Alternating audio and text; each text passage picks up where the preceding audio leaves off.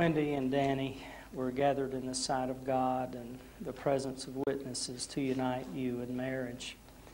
We pray that God looks down on what we do here these next minutes and that He will be with you from these first moments of your marriage down whatever roads you travel and through whatever experiences you might have together as husband and wife. The fact that you've come here to be married in this manner, in the presence of families and friends, indicates to us that marriage is important to you, and we commend you for that. We welcome you and all of your guests to our chapel on this very special day. Who brings this woman to be married to this man?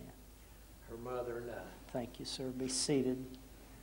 The audience may be seated too. Move over just a little bit. Face me and hold hands. Just hold hands. According to the Bible, the ceremony of marriage was the very first ceremony in the history of the world. It was celebrated that first time in the presence of God when He said that man and woman should be together as husband and wife. Down through the ages since then, all religions on earth have paid tribute to marriage. Every culture in the world honors marriage. But no religion has paid it higher honor than the Christian faith. Throughout the Bible, there are references to the roles of husband and wife, and there's some instructions to each of them as to how they should handle their responsibilities in marriage.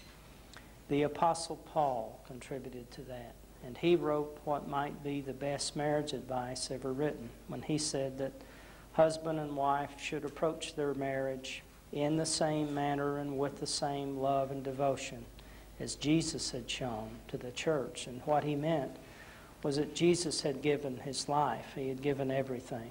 And that husband and wife should enter their marriage with that same willingness to give everything to each other. There's a popular belief that marriage is an equal partnership, but in fact it hardly ever is equal.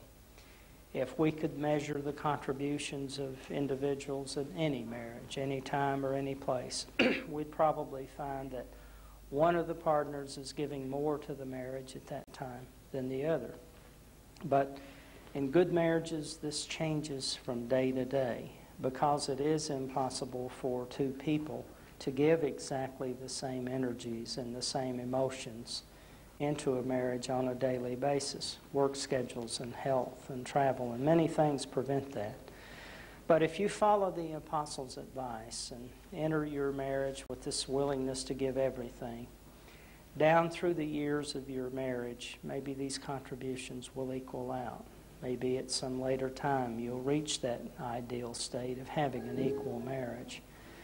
But even if not, if you enter your marriage with this kind of attitude, you establish a strong foundation in the marriage that will help it to meet the trials and the disappointments that will come, because they come in all marriages, and in fact they come in life whether you're married or not. Having a loving, supportive married partner is a much better way to handle the problems of life. Marriage is a clasping of hands, the blending of hearts, the sharing of dreams, the comfort and protection of the one you love most, the union of two lives into one. Your marriage must stand not by the authority of the state, nor by anything that we say or do here today, but by the strength of your love and by the faith and trust that you have in each other. I hope for you that you'll forget any mistakes of the past and only look to your future as husband and wife. I hope that your love is always stronger than your anger.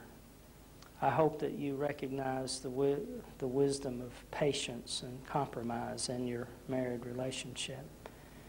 And I'll share with you one final truth that comes back time after time, and that is that friendship is the basis of every good marriage.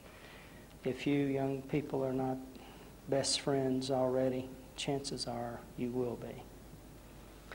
The most important thing to remember about this day and all the days that will follow in your married life is that the person you have chosen to marry here today is more worthy of your kindness, your attention, your respect, your love and devotion than anyone else. Would you hand the flowers over, please?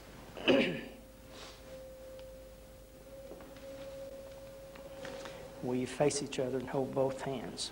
Danny, you repeat after me, please. I, Danny. I, Danny. Take you, Wendy. Take you, Wendy. To be my wedded wife. To be my wedded wife. I promise. I promise. That I will love. That I will love. Honor. Honor. And care for you. And care for you. In sickness and in health. In sickness and in health. For better or for worse. Better or for worse. For as long as we both shall live. For as long as we both shall live. Wendy, you repeat, please. I, Wendy. I, Wendy. Take you, Danny. Take you, Danny. To be my wedded husband. To be my wedded husband. I promise. I promise. That I will love. That I will love. Honor. Honor. And care for you. And care for you.